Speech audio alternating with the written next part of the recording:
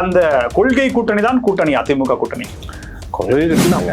யாருமே பேசாதெல்லாம் இந்த அம்மா தான் பேசுனாங்க. செந்தில் பாலாஜியை பேண்ட்ல யூரின் போன செந்தில் பாலாஜின்னு பேசுனாங்க. வேற எந்த அரசியல் கட்சி தலைவரும் பேசல. கட்சி அவர் கட்டுப்பாட்டு இல்லாத நிலைமைக்கு தான் இருக்கு அப்படிங்கிறதா உண்மை. அதுதான் திமுக செஞ்சு வச்சிருக்குங்கிற நான். இவங்க பாஜக வந்துரும் சொல்லிட்டு கம்யூனிஸ்டையும் முழுங்கி விட்டார்கள், விடுதலை சிறுத்தைகளையும் திமுக முழுங்கி விட்டது அப்படிங்கிறதா உண்மை. இந்த இரண்டு கம்யூனிஸ்ட் தலைவர்களும் அறிவாலயத்தில் போய் இந்த சீட்டுக்கு போய் 5 சீட்டு 6 சீட்டுக்கு போய் பிச்சை எடுக்காத குறைய அங்கே போய் டெய்லி நின்றுட்டு இருக்காங்க. இன்னும் ரெட் ஜெயின்ல 2 படத்தில் அவர் கால் சீட்டு கொடுத்துட்டாருன்னா இது பண்ணிட்டாங்கன்னா அவர் வந்து எந்த இதுலையும் பேட்டரி போய்ட்டு டார்ச் சைட்டு பேட்டரி எல்லாத்துக்கும் எது வேணுமா நிற்பார் அவர் வந்து. புரியுதுங்களா? அதனால மக்கள் நீதி கமலஹாசன்லாம் ஒரு மனிதனாக பேசுவதற்கு அருகதையற்ற நபர்னு நான் நினைக்கிறேன். நான் தேர்தல் பரப்புரை தொடங்கியதிலிருந்து இந்த விடியாத அரசாங்கத்தை தான் விமர்சித்து வந்தார்கள் அப்படிங்கிறத உண்மை நம்ம பார்க்குறோம். இப்போ எதுக்குமே வாய் திறக்கிறது இல்லையே. தம்பி எம்பி ஆகிட்டாங்கிற சந்தோஷத்தில் வந்து இருக்காங்களா, இல்லை மற்ற விஷயங்கள் வந்து செட்டில்மெண்ட் ஆனது இதில் இருக்காங்களா அப்படிங்கிறது தான் பார்க்கணும். புரியுது? தான் ஒரு மக்கள் பிரதி மந்திரியாக இருக்கிறோங்கிறதே இல்லாமல் அந்த அதிகார திமுறில் அந்த தானே அந்த வார்த்தையில் விடுறாரு. அது எவ்வளோ அருவருக்கத்தக்க வார்த்தை. அதை யாராவது கண்டிச்சாங்களா அந்த கட்சியில்? ரீல்ஸ் எடுத்து வந்து ரீல்ஸ் விட ஆரம்பிச்சிட்டார். ஆனால் இதில் கொடுமை என்னன்னா, அவர் அந்த 2 சிறுவர்களை கூப்பிட்டு வந்து அந்த ரீல்ஸ் எடுத்த காலகட்டத்தில் தான் விளையாட்டு குளத்தில் வந்து அந்த 12வது படிக்கின்ற மாணவி கிரிக்கெட்டில் வந்து மாற்றுத்திறனாளிகள் அந்த வேர்ல்டு கப்பில் வந்து ஜெயிச்சு கப்பு வாங்கிட்டேன்னா அவங்க அந்த இளைஞனை கூப்பிட்டு வந்து அப்பனும் மகனும் வந்து 2 கப்பு இப்போ ஃபோட்டோக்கு போஸ் கொடுக்குறாங்களே. அப்போ உளவுத்துறை எங்கே இருக்குது? ஆனால் மக்களை பற்றி சிந்தனையே கிடையாது. எங்கே ஃபாரின் போனால் சைக்கிள் ஓட்டுறது, காரில் உட்காந்து போஸ் கொடுக்கறது, இதைத்தானே அவர் சொல்கிறார். சவுக்கு சங்கர் இதைத்தானே சொல்கிறாரு.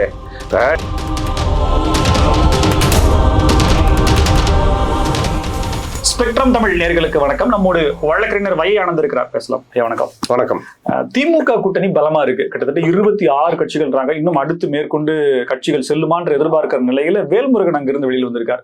இதையெல்லாம் தாண்டி அங்க இருக்கக்கூடிய கட்சிகள் கொள்கை கூட்டணி அப்படின்ற ஒரு பெரிய பிரகடனத்தை எடுத்திருக்காங்க. பாசிச பாஜக உடன்நிலையக்கூடாது, அதுக்காக நம்ம காம்ப்ரமைஸ் பண்ணிக்கணுன்ற மாதிரியான ஆப்ளிகேஷன்ஸ் கூட்டணி கட்சிகளுக்கு திமுக தலைமை வைக்குது. உள்ளபடியே அந்த கொள்கை கூட்டணி தான் கூட்டணி, அதிமுக கூட்டணி. கொள்கை கூட்டணி அவங்களா சொல்லிட்டு இருக்காங்க. மக்களுக்கு தெரியும் அது கொள்கை கூட்டணி அப்படின்ட்டு. புரியுதுங்களா? யாருக்கு என்னென்ன கொள்கை இருக்கு, அந்த கட்சியில இருக்கிறவங்களுக்கு என்ன கொள்கை இருக்கு, எதை நோக்கி அவங்க பயணிக்கிறாங்க, 10 வருடங்களா எதை நோக்கி பயணிக்கிறாங்க அவங்களோட கொள்கை என்ன? ஆவுன்னா பாஜக உள்ள வந்துடும். இதெல்லாம் ஒரு கொள்கையா? என்ன கொள்கை இருக்கு அப்படிங்கிறது விளக்கணும். புரியுதுங்களா? இன்னைக்கு அறிவாலயத்துக்கு போறதுக்கு முன்னாடி வரைக்கும் திருமதி பிரேமலதா வந்து ஊரா போய் தமிழ்நாட்டில் வந்து இவ்வளோ அட்டுழியம் நடக்குது, கொள்ளை அடிக்கிறாங்க, பெண்களுக்கு பாதுகாப்பு இல்லை, கஞ்சா போன்ற பொருட்கள் போதைப் பொருட்கள் விற்கிறாங்க, அது இதெல்லாம் சொல்லி இந்த அம்மா தெருவா போய் கத்துனாங்கல்ல. அதையெல்லாம் தாண்டி இன்னும் போய் அவர் செந்தில் பாலாஜியை வந்து என்ன சொன்னாங்க, 10 ரூபா பாலாஜின்னு இந்த அம்மா பேசுனாங்க. யாருமே பேசாதெல்லாம் இந்த அம்மா தான் பேசுனாங்க. செந்தில் பாலாஜியை பேண்ட்ல யூரின் போன செந்தில் பாலாஜின்னு பேசுனாங்க. வேற எந்த அரசியல் கட்சி தலைவரும் பேசல. அவங்க என்ன கொள்கையோடு அங்கே போயிருக்கிறாங்க சொல்லுங்க பார்ப்போம். என்ன கொள்கையோடு அங்கே போயிருக்கிறாங்க? என்ன மாண்புமிகு பிரதமர் வந்து இங்கே வர்றப்போ வந்து அவரை பார்க்கணுங்கிறக்க அந்த தவவாழ்வுக்காக இருந்தேன் அப்படின்னு சொன்ன ஓபிஎஸ் வந்து கூட சேர்த்துருக்கிறாங்க. தேமுதிகவுக்கும் ராஜ்யசபா வேண்டும் அல்லவா, அவங்களும் நாடாளுமன்றம் செல்ல வேண்டாமா? ஆமா ஆமா, அவர்களுக்கும் பசிக்கும் அல்லவா. அதுதான் பசிக்கிறதுக்காக தான் அங்கே போயிருக்கிறாங்க. வெயிட்டா சாப்பாடு போட்டிருக்காங்க, போயிருக்காங்க. புரியுதுங்களா? அதாவது கொள்கை கூட்டினா என்னது சொல்லுங்க பாப்பா. இதுதானா? இந்த அம்மாவுக்கு என்ன கொள்கை இருக்கு? தேமுதிகவோட கொள்கை என்ன? திமுகவோட கொள்கை என்ன? முதல்ல ஏன் உருவானது? அப்புறம் அது எப்படி கொள்கை கூட்டணி ஆகும்? புரியுதுங்களா? உண்மையாலுமே கொள்கை கூட்டணினா இந்த அரசாங்கத்தை வந்து தாங்கி பிடிக்கின்ற இவங்க செய்யற அவலங்களுக்கெல்லாம் வந்து துணை போகின்ற 2 கம்யூனிஸ்ட் விடுதலை சிறுத்தைகள் தான் சொல்லலாம். புரியுதுங்களா? அவங்க வந்து கம்யூனிஸ்டுகள் வந்து தங்களோட சுயத்தையே இழந்து விட்டார்கள். ஏன்னா இவங்க பண்ற அக்கிரமங்களையும் மக்கள் விரோத ஆட்சியும் எதிர்த்து குரல் கொடுக்கிறதுக்கு வக்கு இல்லாமல் அவர்கள் தங்கள் 2 கம்யூனிஸ்டுகளும் தங்கள் சுயத்தையே இழந்து விட்டார்கள். அதே மாதிரிதான் திருமாவளவன் அவர்களும். ஒடுக்கப்பட்ட மக்களுக்காக பாதுகாவலனாக கருதப்பட்ட திருமாவளவன் அவர்கள் என்ன வேங்க வயலுக்கும் குரல் கொடுக்கல. எண்ணற்ற பட்டியல பெண்களுக்கு எதிரான பாலியல் வன்கொடுமை வந்து நிறைய நடந்துகிட்டு இருக்கு, அதுக்கும் குரல் கொடுக்கல. புரியுதுங்களா? அவங்க தான் அவங்க சுயத்தை இழந்து கொண்டு இருக்கிறார்கள் அப்படிங்கிறதா உண்மை. கொடுக்கலையா இல்ல கொடுக்க முடியலையா? ஏன்னா அவர் சமீபத்தில் ஒரு காணொலி வெளியிட்டு இருந்தாரு. உள்ள கிடக்கைய அவருடைய எண்ண ஓட்டத்தை தன்னுடைய தொண்டர்களுக்கு அப்படியே கடத்தி இருக்காரு. அந்த அவர் மேல எனக்கு மரியாதை உண்டு. என்ன அவர் என்னன்னா அவர் கட்சி அவர் கட்டுப்பாட்டு இல்லாத நிலைமைக்கு தான் இருக்கு அப்படிங்கிறதா உண்மை. அதுதான் திமுக செஞ்சு வச்சிருக்குங்கிற நானு. இவங்க பாஜக வந்துரும் சொல்லிட்டு கம்யூனிஸ்டையும் முழுங்கி விட்டார்கள், விடுதலை சிறுத்தைகளையும் திமுக முழுங்கி விட்டது அப்படிங்கிறதா உண்மை. புரியுதுங்களா? இன்னைக்கு திருமாவளவன் அவர் ஒரு முடிவெடுத்து அந்த கூட்டணி வெளியே வரணும்னு முடிவெடுத்தா கூட அவரை தவிர அங்க இருக்கின்ற அவர் கட்சியை சார்ந்த சட்டமன்ற உறுப்பினர்களும் சரி, இருக்கிற ஒரு நாடாளுமன்ற உறுப்பினரும் சரி, அவர்கள் திமுக கூட்டணி விட்டு வெளிவருவதற்கு தயாராக இல்லை. திமுக பண்ண இதுதாங்க, விடுதலை சிறுத்தைகள் கட்சியை உடைக்கிறதுக்கு ரெடியா இருக்கு. புரியுதுங்களா? அதனால பாஜக உள்ள வந்துரும் சொல்லிட்டு கூட்டணி கட்சிகள் எல்லாம் சாப்பிட்டு விட்டது. திமுக உள்ள போயிடுச்சு, அவ்வளவுதான். புரியுதுங்களா? மதிமுகவுக்கு 4 சீட்டு கொடுத்துட்டு 3 சீட்டு உதயசூரியன், 1 சீட்டு. இது என்ன கூட்டணி? இது ஒரு விசித்திரமான ஒரு உடன்படிக்கை. அல்லது அதாவது ஒண்ணு கூட்டணி கட்சினா அந்த கூட்டணி கட்சியோட சின்னத்துல நிக்கணும், இல்ல அந்த கட்சி திமுக சின்னத்தில் நிக்கணும். இதெல்லாம் இந்த உடன்படிக்கை பாத்தீங்கன்னா ஒரு வினோதமான உடன்படிக்கையா இல்லையா? இது மதிமுக தொண்டர்கள் எப்படி எடுத்துக்கிறாங்க? அங்கீகரிக்கப்பட்ட கட்சின்ற அந்தஸ்தை இழந்துடுவோன்ற பயத்தினால 4 தொகுதியும் கொடுங்க, 4 தொகுதியும் கொடுங்க. அவங்க தனி கட்சி தானங்க. அந்த உரிமையை திமுக பறிக்குதா சார்? இப்ப 4 சீட்டு கொடுக்குதுங்க, 4 சீட்டு கொடுக்குறாங்க. அந்த 4 சீட்ல உங்களுடைய சுயமான சின்னத்துல போட்டியிட கூடாதுன்னு திமுக நிர்பந்திக்குது. அவ்வளவுதான் சொல்றேன். மதிமுக கபலீகரம் செய்து விட்டது திமுக. இதுதான் உண்மை. புரியுதுங்களா? இவங்க என்னமோ அதே மாதிரி திருமாவளவன் கம்யூனிஸ்டுக்காரங்களாம் அனைத்து இந்திய அண்ணா திராவிட முன்னேற்ற கழகத்தை பார்த்து பேசுறது. பாஜக அவங்களை இது பண்ணு, உங்க கட்சி இங்க அழிஞ்சுக்கிட்டு இருக்கு, பாக்குறதுக்கு உங்களுக்கு துப்பு இல்ல, எங்களை பத்தி நீங்க உங்க கட்சி இருக்கான்னு பாருங்க. நீங்க ஆயிட்டீங்கய்யா. உங்க கட்சி எங்க இருக்கு இன்னைக்கு? புரியல? உங்கள் தொண்டர்கள் விரும்பி கொண்டு இருக்கிறார்கள். புரியுங்களா? நேற்று கூட பாத்தீங்கன்னா சாம்சங் தொழிலாளர்கள் கோட்டையை முற்றுகையிடக்காக வர்றாங்க, அவங்க தடுத்து நிறுத்தப்பட்டிருக்கிறார்கள். ஆனா இந்த 2 கம்யூனிஸ்ட் தலைவர்களும் அறிவாலயத்துல போய் இந்த சீட்டுக்கு போய் 5 சீட்டு 6 சீட்டுக்கு போய் பிச்சை எடுக்காத குறைய அங்க போய் டெய்லி நின்றுட்டு இருக்காங்க. இது அவங்களோட சுயத்தை இழந்து விட்டார்கள்ங்கிறதான உண்மை.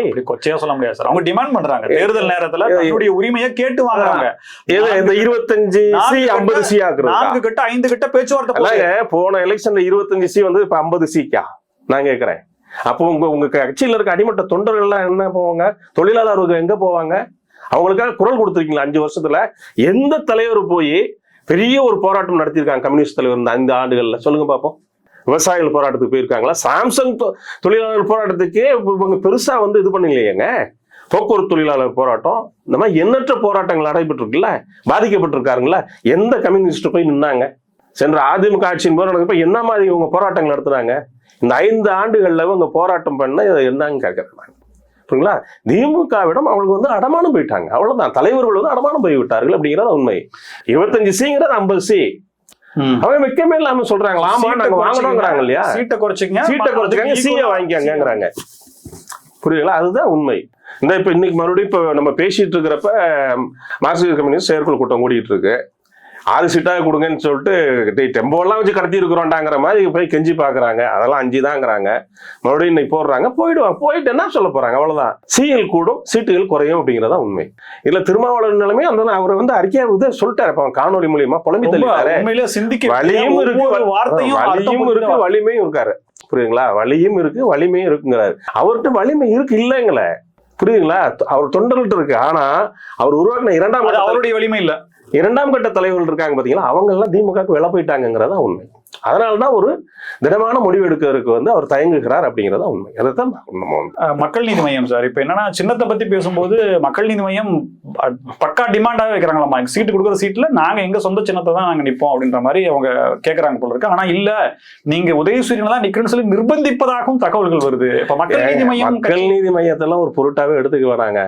இன்னும் ரெட் ஜெயின்ல 2 படத்துல அவர் கால் சீட்டு கொடுத்துட்டாருன்னா இது பண்ணிட்டாங்கன்னா அவர் எந்த இதுல டார்ச் லைட்டு பேட்டரி எல்லாத்தையும் எது வேணுமா நிப்பாரு அவர் புரியுதுங்களா? அதனால மக்கள் நீதி கமலஹாசன்லாம் ஒரு மனிதனாக பேசுவதற்கு அருகதையற்ற நபர்னு நான் நினைக்கிறேன். நான் அவரை பத்தி பேச வேணாம்னு நினைக்கிறேன். ஏன்னா சென்ற 2021 தேர்தலில் என்னமா பேசினார். அன்னைக்கு ஆளுகின்ற கட்சி அனைத்து இந்திய அண்ணா திராவிட முன்னேற்றம். இவரு திராவிட முன்னேற்றங்களை தான் வெகுவாக தாக்கி பேசினார். அப்படியே அங்க போய் சரண்டர் ஆனார்ல. அவரெல்லாம் ஒரு மனுஷனாவே எடுத்துக்கூடாது, அவ்வளவுதான். புரியுதுங்களா? அதெல்லாம் சும்மா இது பண்ணிட்டு இருக்கிறாங்க. அதெல்லாம் கூப்பிட்டு பெரிய துணை முதல்வர் சொன்னாலே போதும். இதுக்கு வந்து முதல்வர் சொல்லணும் அவசியம் இல்லை. என்ன அடுத்து 2 படம் கொடுக்கலான்னு இருக்கேன், என்ன நீங்க இப்படி பண்ணிட்டு இருக்கீங்கன்னா, சரிங்க சின்ன தளபதினு சொல்லிட்டு ஒத்துக்குவார். நீங்க எதுல நிக்க சொன்னாலும் நிக்கிறேன் அப்படிம்பாரு. தலையில் நிக்க சொன்னாலும் நிக்கிறேன், தலையில் நிக்க சொன்னாலும் நிற்கும்பாரு. அதனால வந்து கமலஹாசன் அதெல்லாம் ஒரு கட்சி, நான் அதை பத்தி எல்லாம் பேச வேண்டாம்னு நினைக்கிறேன் நான் வந்து. ஏன்னா இவங்களுக்கு ஒரு கொள்கை இருந்தது. 2 கம்யூனிஸ்ட் கட்சிகளுக்கும் கொள்கைகள் இருந்தன, இப்ப இல்ல. புரியுதா? இவங்களை பத்தி பேசுறப்போ வந்து அது எதுவுமே இல்லாத ஒரு இதுதான் வந்து கமலஹாசன் கட்சி. கம்யூனிஸ்ட் விசிகா பத்தி நம்ம பேசுறோம் சார். சுயத்தை இழந்துட்டாங்களோ, இழந்தே போயிட்டாங்கிறதா உண்மை, நிதர்சனமான உண்மை. தமிழக வாழ்வுரிமை கட்சியினுடைய வேல்முருகன் ஒரு வேற லெவல்ல பிளாஸ்ட் பண்ணிருக்காரு. அதாவது கூட்டணியில எங்க போவாரு அப்படின்ற ஒரு அட்வான்டேஜ் திமுக எடுத்துக்கிச்சு. நீ எங்கனாலும் இங்கதான் வந்தாகணும் அப்படின்ற மாதிரியான ஒரு மனநிலையில அவங்க இருந்தாங்களா? கூட்டணி பேச்சுவார்த்தையின் போது பகிர்ந்து கொள்ளப்பட்ட வார்த்தைகள் கூட சிலது வெளியே வந்து வெளியில வந்திருக்காரு. திரு வேல்முருகன் அவர்களுக்கு வந்து எனது பாராட்டுகள். தன்மான தமிழன் சொல்லி தன்னை நிரூபித்திருக்கிறார் அப்படிங்கிறதா உண்மை. புரியுதுங்களா? அவர் வந்து 10 கோரிக்கைகளை கொண்டு போறாரு, கூடுதல் சீட்டு வேணுங்கிறாரு.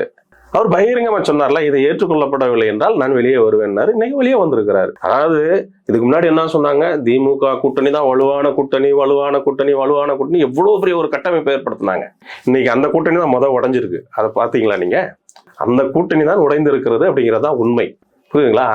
இதே பக்கம் இந்த பக்கம் பாத்தீங்கன்னா மிக வலுவாக கூட்டணி, அனைத்து இந்திய அண்ணா திராவிட முன்னேற்ற கழக தலைமையிலான தேசிய முற்போக்கு கூட்டணி ரொம்ப மிக வலுவாக இருக்கிறது அப்படிங்கிறதா உண்மை. புரியுதுங்களா? அதனால வந்து இது இப்படிதான் போகும். இன்னும் பாருங்க, இன்னும் கம்யூனிஸ்டுகள் எந்த முடிவும் எடுக்கல. விடுதலை சிறுத்தைகள் அவங்க எதுக்கு வெயிட் பண்றாங்கன்னா தேமுதிகவுக்கு எவ்வளவு கொடுக்க போறாங்க அதை நீங்க முதல்ல சொல்லுங்க. திமுக என்ன பண்ணுது, எல்லாருக்கும் கொடுத்துட்டு இதுலதான் கம்யூனிஸ்டுகளும் விடுதலை சிறுத்தைகளும் இந்த நிமிடம் வரை வந்து அவர் வந்து தேமுதிகவுக்கு அவர்கள் எத்தனை சீட்டு கொடுக்க போகிறார்கள் அப்படிங்கிறது இல்ல. அவன் அது ஆல்ரெடி செட்டில், எல்லாமே செட்டில்டு. அது புரியுதுங்களா?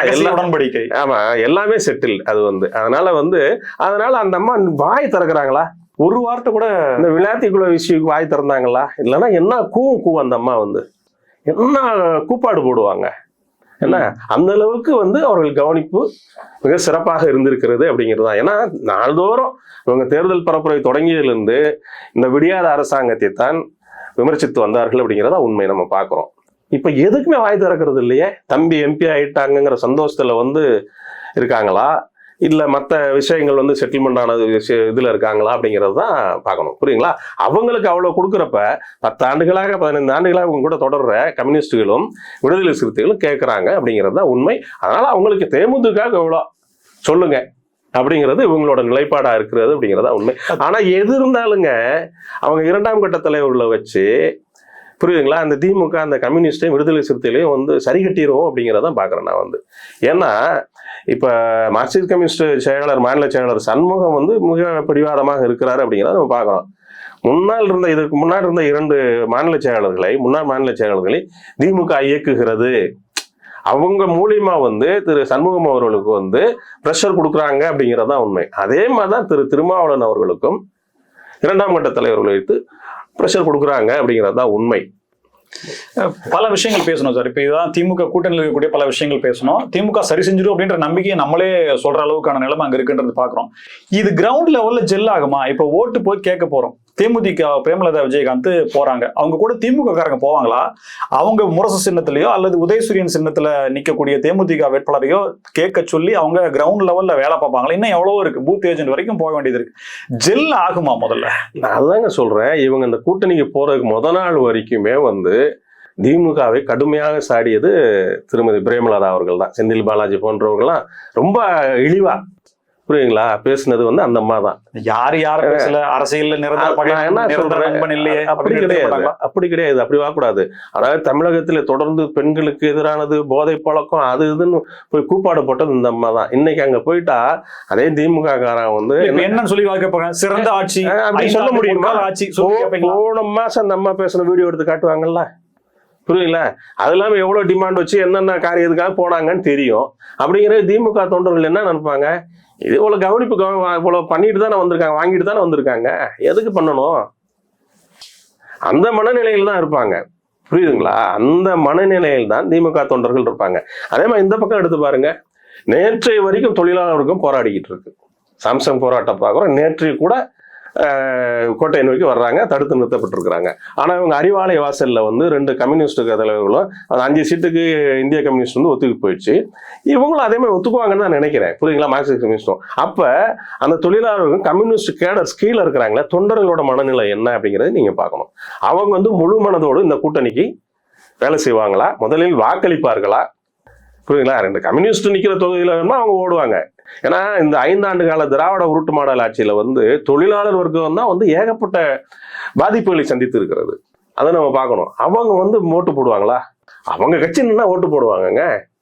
இல்ல ஒரு இதே இடத்துல விடுதலை சிறுத்தைகள் தொண்டர்களும் இருக்கிறாங்க. இல்ல ஒரு சோம்பல் இருக்குல்ல சார். இப்போ கட்சியில அடுத்த எம்எல்ஏ சீட்டுன்ற ஒரு கனவுல இருக்கிறவங்களுக்கு புதிய கட்சிகள் வரவு அவங்களுக்கு அதிகப்படியான சீட்டுங்கிறப்போ, இன்னும் சீனியரா இருக்கிறவங்களுக்கு டிஎம்கேல அவங்களுக்கு சீட்டு, அவங்களுடைய மகனுக்கு சீட்டுங்கிறப்போ, இந்த அடுத்த நிலையில இருந்து சீட்டு வாங்கலான்ற நம்பிக்கையில் இருந்தவங்களுக்கு என்னடா இந்த வருஷமும் இல்லையான்ற மாதிரி, இன்னமும் போஸ்ட் ஓட்டு மாடான்ற மாதிரி ஒரு அயற்சி இருக்கும். அதாவது திமுக வந்து வேட்பாளர் பட்டியல் விட்டு அவங்க சொல்லுவாங்க, நாங்கள் இத்தனை புதுமுகங்களுக்கு நாங்கள் வாய்ப்பளித்திருக்கிறோம்பாங்க. அதெல்லாம் யாருன்னு பாத்தீங்கன்னா முன்னாள் மந்திரி பசங்க தான் இருப்பாங்க, மந்திரிகள் பையங்க இப்படிதான் இருப்பாங்க.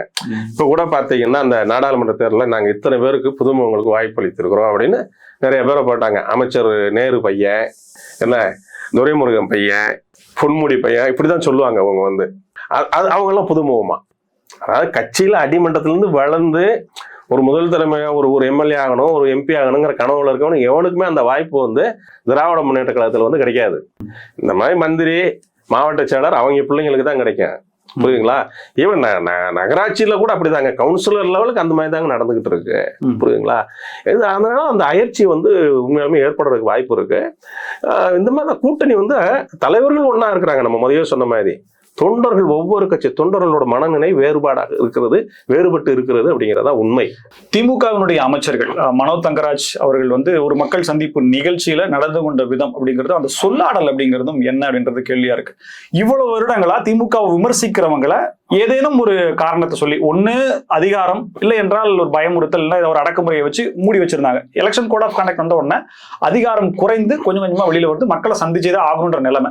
அதே போல திமுக அமைச்சர் சட்டமன்ற உறுப்பினர் பழனியாண்டி அவர்களுடைய கல்குவாரியில் நடக்கப்பட்ட அது கொலையா நின்று தெரியல ஒரு பாடி எடுத்திருக்கு. இந்த விஷயங்கள்லாம் ரிவீல் ஆகுறதும் இந்த உண்மைகள் வர்றதுன்றதும் திமுக எந்த அளவுக்கு பாதிக்கும்? அதாவது இப்ப எலெக்ஷன் கோட் ஆஃப் கான்டக்ட் வந்ததுக்கு அப்புறம் கொஞ்சம் ஒரு சில விஷயங்கள் வந்து, அதாவது செய்தி ஊடகங்கள் கூட கொஞ்சம் ஃப்ரீ ஹேண்டா இருக்கிற மாதிரி தெரியுது. ஆனா உண்மை அது அல்ல. ஏன்னா இப்ப திரு சவுக்கு சங்கர் அவர்கள் வந்து இப்ப வந்து இந்த எலெக்ஷன் கோட் ஆஃப் கான்டக்ட் வந்ததுக்கு அப்புறம் அவர் வந்து சமூக வலைதளங்கள்ல அவரோட ஆடியோ வீடியோ வந்து வெளியே விடுறாரு. அதுக்கு எத்தனை யூடியூப் சேனல்ஸுக்கு வந்து சம்மன் கொடுத்து இவங்க வந்து மிரட்டுறாங்க. அப்ப இன்னும் தேர்தல் கமிஷனோட முழு அதிகாரமும் இங்க பயன்படுத்தப்படவில்லை. என்ன இல்லைங்க, நான் என்ன இடம் இல்லைன்னு தான் நான் சொல்றேன். அதாவது அவர் வந்து அந்த குற்ற சம்பவங்கள் வேறு, அவர் மேல இருக்க வழக்குகள் வேறு, இப்ப அவர் வந்து பேசுற சப்ஜெக்ட் வேறு. ஒருத்தர் பேசுற வந்து இந்திய இறையாண்மைக்கு எதிராக ஏதாவது பேசி அதை நீங்க ஒளிபரப்பினால தான் அது வந்து தவறு. சட்டம் ஒழுங்கு பிரச்சனையோ அல்லது இல்ல மதவாதத்தை தடைகளை மீறி ஏதாவது பேசி இருந்தாருன்னா நீங்க சொல்றது உண்மை. இப்ப அவர் எதுவுமே பேசல. இந்த 5 ஆண்டு கால ஆட்சியில் நடந்த அவலங்களை தானே பேசுறாரு, உண்மைகளை தானே பேசுறாரு. புரியுதுங்களா? இப்ப ஃபாரின் டூர் போனதை பத்தி பேசியிருக்காரு. ஏன்னா நேற்று கூட வந்து அண்ணா பல்கலைக்கழக மாணவி விஷயத்த பேசியிருக்காரு. போடலாம். இது வந்து ஒருத்தர் வந்து கொடுக்குறப்ப, அது வந்து இது பண்றப்ப, இத்தனை யூடியூப் சேனலுக்கு வந்து நீங்க இது பண்றீங்கன்னா, எனக்கு இன்னும் வந்து தேர்தல் ஆணையம் முழு கட்டுப்பாட்டில் இந்த அரசாங்கத்தை, இந்த காவல்துறை எடுக்கவில்லை அப்படிங்கிற சந்தேகம் வருது. புரியுதுங்களா? எலெக்ஷன் கோட் ஆஃப் கான்டக்ட் இருக்கிறப்ப ஒரு பத்திரிகை சுதந்திரம் பறிபோற அளவுக்கு தான் இந்த விஷயம் நடக்குது. 2 விஷயம் நடந்து சார். கரூர் எஸ்பியை மாத்த சொல்லி முன்னாள் பாஜக தலைவர் அண்ணாமலை அவர்கள் சொன்ன பிறகுதான் அவர் மாற்றப்படுகிறாரு. உளவுத்துறை டிஐஜி நினைக்கிறேன் செந்தில் வேலன், அவரை மாத்த சொல்லி பாஜகவினுடைய கராத்தே தியாகராஜன் அவர்கள் இந்திய தமிழக தலைமை தேர்தல் அதிகாரி அர்ச்சனா பட்நாயக்கிட்டே கொடுக்குறாங்க, அவனை அதை கொண்டு போறன்ற மாதிரி சொல்லிருக்காங்க. இப்போ இந்த சென்னை கமிஷனர் அப்படின்றதும் நான் தான் கேட்கிறேங்க. எலெக்ஷன் கோட் ஆஃப் கான்டக்ட் இருக்கு, ஏதோ முன்னாடி நடந்த ஒரு வழக்குக்கு, அந்த வழக்குக்கு சம்பந்தம் இல்லாத வீடியோ தான் அவர் போட்டுக்கிட்டு இருக்கிறாரு. புரியுதுங்களா? இன்னும் உண்மைக்கு புறம்பான எந்த ஒரு விஷயத்தையும் பேசல, அவதூறா எதுவும் பேசல. அவரு நடந்த விஷயங்கள் தான் பேசிட்டு இருக்கிறாரு.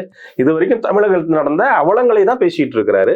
அதை வந்து சேனல்ஸ் வந்து இது பண்றப்ப அவங்களுக்கு நீங்க சம்மன் கொடுத்து அப்போ இன்டைரக்டா மிரட்டுறீங்கன்னு தானே அர்த்தம். புரியுங்களா? அப்ப இங்க தேர்தல் நடத்தை விதிமுறைகள் முழு இது வந்துருச்சா அப்படிங்கிற ஒரு சந்தேகம் எழுகிறது. இந்த பார்வையில ஒரு யூடியூப் சேனல் அப்படின்னா குறைந்தபட்ச வருமானத்தை வச்சு ஏதோ அந்த செலவுகளை தாட்டிடுவோமா அப்படின்ற மாதிரியான வியூஸ்ல வச்சுதான் போவாங்க சார். இப்ப இவங்க சொல்லும் போது ஒரு சம்மன் அனுப்புனாங்கன்னா அதுக்கு ஒரு அட்வொகேட்டை பார்க்கணும், இவங்க போய் நின்று அது அந்த மன உளைச்சல் இருக்கு பாருங்க. ஒரு அரை நாள் போயிடும், மீண்டும் நாளைக்கு காலையில் சொன்னாங்க அப்படின்னா மறுபடியும் போகணும். அந்த நேரத்துக்கான வீடியோ போடுற வேலைகள் மிச்சமோ நேரத்தை. இப்ப இந்த மாதிரியான பிரச்சனைகளை கொடுத்து எதுக்குப்பா பிரச்சனை, நம்ம வேற ஓன் கண்டென்ட் போட்டு போலாமே, இவரை போட்டு என்ன அந்த ஒரு மன உளைச்சலை கொடுத்து ஆஃப் பண்ணுன்றதான் வேலையா? அது ஒண்ணு. இன்னொன்னு பாத்தீங்கன்னா அப்ப ஒரு ஊடகவியலாளரை பார்த்து இந்த அரசாங்கம் வந்து எவ்வளவு இந்த ஒரு கட்சி வந்து பயப்படுதுன்னு நீங்க இதுல இருந்து தெரிஞ்சுக்கோங்க. புரியுதுங்களா? அப்ப மெயின் ஸ்ட்ரீம் மீடியாவெல்லாம் அவங்க கையில வச்சுக்கிட்டு இன்னைக்கு வரைக்கும் ஜாலரா போட்டுட்டு இருக்காங்க. ஆனா இவர் இத்தனை நாள் இருந்தவர் வந்து கோட் ஆஃப் கான்டக்ட் வந்ததும் அவர் வந்து எந்த ஒரு இது இல்லை, நடந்த விஷயங்களை சொல்லிட்டு இருக்காரு. அதுக்கு ஏன் இவ்வளவு பதறீங்க? புரியுதுங்களா? அதுதான் பார்க்கணும். அதான் பத்திரிகை சுதந்திரம் இல்லை இந்த காலகட்டத்தில். நான் எதுக்கு சொல்ல வந்தேன்னா, இன்னைக்கு வந்து மந்திரி மனோ தங்கராஜ் வந்து மிக மிக அருவருக்கத்தக்கமான ஒரு வார்த்தையை வந்து அவர் அந்த மக்கள் மன்றத்துல விவாதத்துல வந்து பேசியிருக்கிறாரு. ஓப்பனா பேசுறாரு.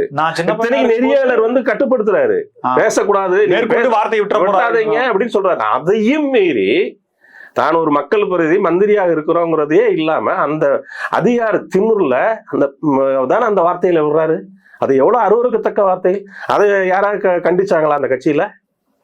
புரியுங்களா? எவ்வளவு கொச்சையான வார்த்தை அது. அதே மாதிரி ஸ்ரீரங்கம் தொகுதி எம்எல்ஏ வந்து ஏற்கனவே வந்து அவர் குவாரியில வந்து செய்தி சேகரிக்க சென்ற பத்திரிகையாளரையும் கேமராமேனையும் அடிச்சு வந்து அவ்வளவு கொடூரமா தாக்குனாங்க. அது பாத்தீங்கன்னா ரெண்டு பக்கம் எஃப்ஐஆர். கொடுமை என்னன்னா ரெண்டு பக்கம் எஃப்ஐஆர்.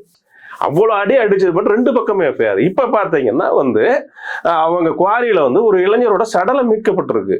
இது எத்தனை பேர் வந்து எத்தனை மெயின் ஸ்ட்ரீம் மீடியா வந்து இதை வந்து சொன்னாங்க? இதுவே பண்ணலையே.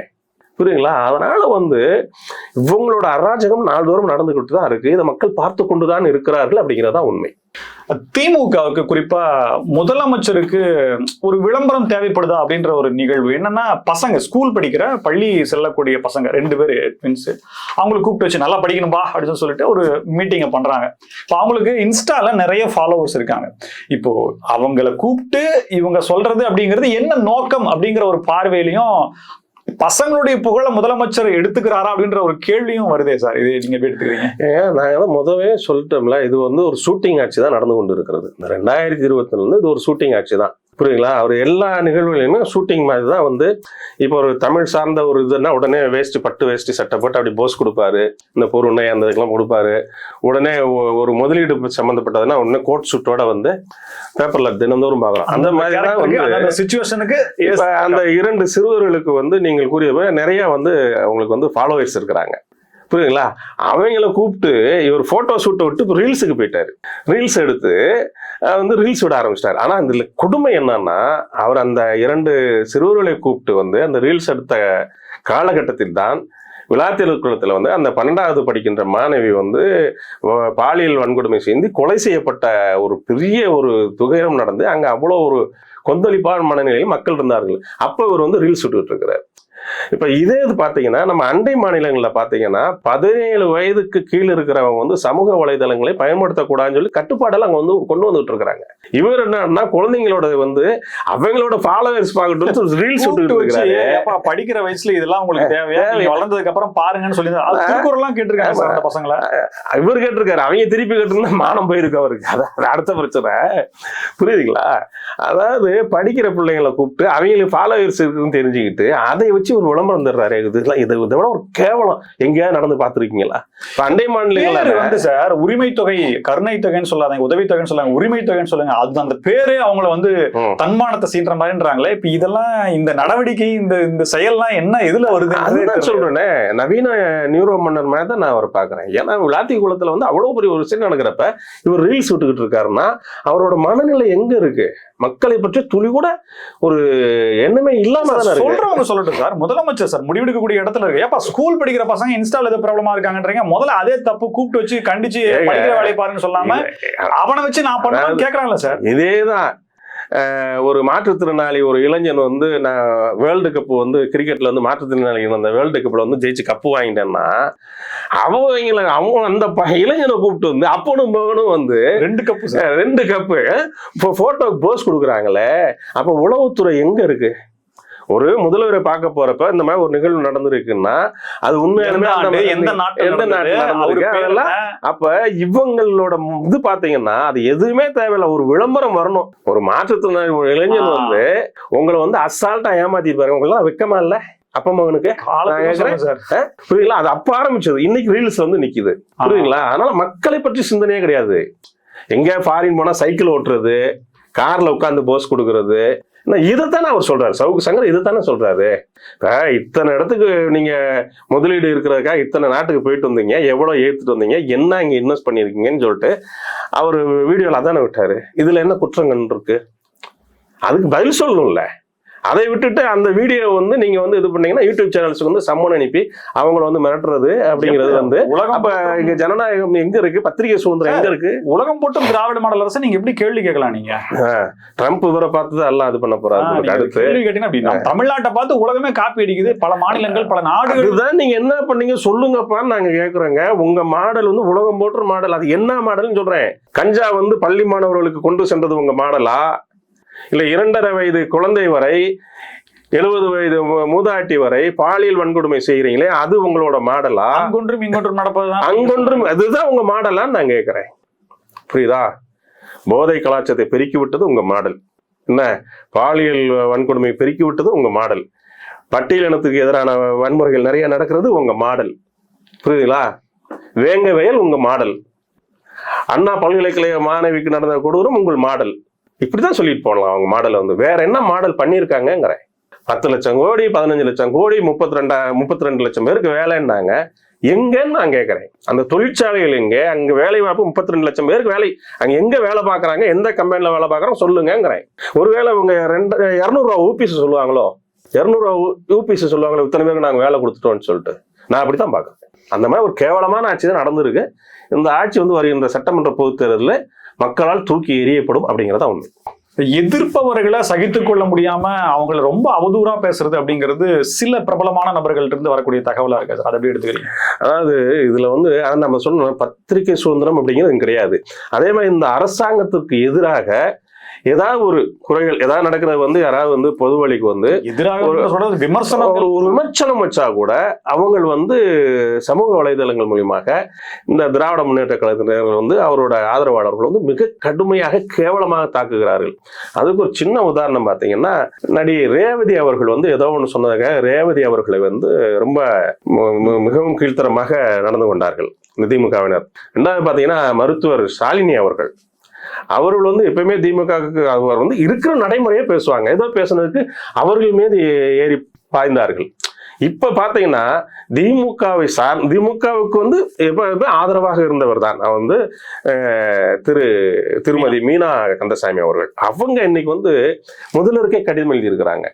அதாவது ஒரு இதை வந்து ஒரு விஷயங்கள் வந்து சுட்டி காட்டினா வந்து அது வந்து இப்படி வந்து என் மேல வந்து வன்மத்தை வந்து உங்க கட்சிக்காரங்க கேட்கிறாங்க. நானும் 2 குழந்தைகளுக்கு தாய், நான் இது பண்ணி தான் என் பிள்ளைங்களை படிக்க வைக்கணும், என் மேல ஏன் இவ்வளவு வன்மத்தை வந்து கேட்கறாங்க, அப்போ உங்க ஆட்சியில வந்து குறைகளை வந்து சொல்லவே கூடாதா அப்படின்னு சொல்லிட்டு அந்த அம்மா ரொம்ப வேதனையோட அவங்க வந்து கடிதமே எழுதியிருக்கிறாங்க. அதனால இந்த ஆட்சிக்கு எதிராக உலக அரசியல கூட நான் பேசுறேன். அவங்க அதுதான் அவங்க கடிதத்தில் என்ன சொல்லியிருக்காங்க, என்னால ட்ரம்பை விமர்சிக்க முடிகிறது, தாலிபான்களை விமர்சிக்க முடிகிறது, ஏன் உள்துறை அமைச்சர் அமித்ஷாவை வந்து கூட நான் விமர்சிக்க முடியுது, எல்லாமே விமர்சிக்க முடியுது. ஆனா உங்கள் ஆட்சியை விமர்சித்தால் வந்து தமிழகத்திலே ஒரு தமிழச்சிக்கு வந்து மீது இவ்வளவு வன்மத்தை கக்குகிறீர்களே அப்படின்னு அந்த அம்மா ரொம்ப அவங்களோட மனுக்குமல்ல விட்டுருக்காங்க. அதுதான் இந்த ஆட்சியை பத்தி யாரும் எதுவுமே பேசக்கூடாது.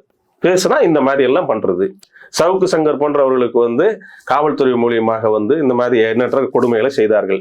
இந்த மாதிரி பெண் சமூகத்திற்கு உங்களுக்கு வந்து இவங்க எல்லாம் வந்து வழக்கமா விமர்சனம் பண்றவங்க இல்ல, உங்களுக்கு ஆதரவு தெரிவிச்சுங்க. ஏதோ ஒரு இதுல வந்து ஒரு விஷயம் சொன்னா உடனே அவங்க மேல இவங்க பாயறாங்கன்னா அப்ப திமுகவினோட மனநிலை என்ன? புரியுதுங்களா?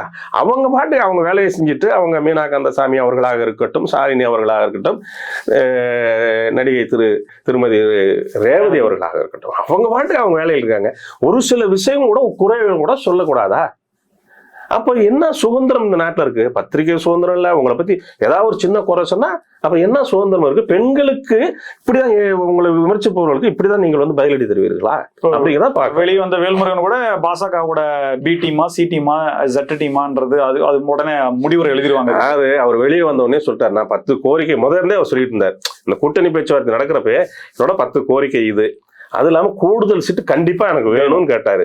அது எதுவுமே கோரிக்கையும் நிறைவேற்றதான் சார், ஒண்ணு கொடுத்தாங்க 2 கேட்கிறாரு. என்ன கோரிக்கையும் நிறைவேற்றப்படல, கோரிக்கையும் சரிப்பா அது பார்ப்போம் அப்படின்னு சொல்லல, சீட்டும் கூட கொடுக்கல. அவர் வெளியே வந்துட்டாரு. வெளியே வந்து பிரஸ் மீட்ல அதுவும் சொல்றாரு, பத்திரிகையாளர் சந்திப்புல நான் இந்தியா கூட்டணிக்கு போக மாட்டேன்னு தானே சொல்றாரு. சீட் டிஸ்கஷன்ல வந்துட்டு டிமாண்ட் வைக்கக்கூடிய இடத்துல நீங்க இருக்கீங்களான்ற ஒரு வார்த்தையை பயன்படுத்தினதாக பத்திரிகை செய்திகள் வந்திருக்கு சார். இது என்ன மாதிரியான நாட்டாமை மனப்பான்மை பண்ணுவாங்க? இப்ப நீங்க வந்து சட்டமன்றத்துல வந்து அவர் பேச எந்திரிச்சாலே இந்த சபாநாயகர் அப்பா இருக்காருல்ல, அவர் பேச விட மாட்டாரு. இவர் அந்த அவர் முதலமைச்சர் தர்ம சங்கடமா இருக்காரு, அதனால அவரு இதுதான் அவர் வந்து தொடர்ந்து 5 ஆண்டுகள்ல வந்து அவரு வந்து எவ்வளவோ விஷயங்கள் வந்து சட்டமன்றத்துல பேசுறப்ப, அவர் தொகுதி சார்ந்த பிரச்சனை, தமிழகத்தில் பொதுவான பிரச்சனை பேசுறப்ப சபாநாயகர் என்ன பண்ணுவாரு, அப்பா வந்து நீங்க உங்க தொகுதியை மட்டும் பேசுங்க, தொகுதி சப்ஜெக்ட் பேசினாலும் பேச விட மாட்டாரு. அவர் தொகுதியை மட்டும் பேச வேண்டிய இது என்ன? அவர் ஒரு சட்டமன்ற உறுப்பினர், ஒரு கட்சியின் மாநில தலைவர், ஒரு கட்சியோட நிறுவன தலைவர். அவர் வந்து தமிழகம் முழுக்க தானே அவர் பேசணும். அவர் தொடர்ந்து வந்து சட்டசபையிலேயே வந்து அவரை வந்து பேச விடாமல் வந்து இது பண்ணிட்டு தான் இருந்தாங்க. புரியுதுங்களா? அமைச்சர்களே அவரை நக்கல் அடிக்கிறது, இந்த மாதிரி இதெல்லாம் பார்த்து அவர் எவ்வளவுக்கும் அவரோட மனக்குமுறலாம் சட்டமன்றத்திலேயே சொல்லியிருக்காரு. என் தொகுதியில இது பண்ணல, இது கேட்டா மந்திரி மதிக்கிறது இல்லை, என் தொகுதிக்கே வர்றது இல்லை, என் தொகுதிக்கு ஏதாவது அரசு விழா வர்றப்ப மந்திரிகள் வர்றப்ப என்னை கூப்பிடுறது கிடையாதுங்கிறவங்க எண்ணற்றது வந்து சட்டமன்றத்தில் பேசி இருக்கிறார். புரியுதுங்களா? அவருக்கு இன்னைக்கு நேரத்தும் கிடையாது. அதனால அவர் வந்து வீட்டு சும்மா, அதாவது 5 ஆண்டுகள் ஒரு பண்ண சகிக்க முடியாம தான் அவர் வெளியே போறாருங்கிறது தான் உண்மை. மிக நன்றி சார், பல்வேறு தகவல்கள். நன்றி. நன்றி. மீண்டும் சந்திப்போம். இணைந்திருங்கள். ஸ்பெக்ட்ரம் தமிழோட நன்றி நேயர்களே.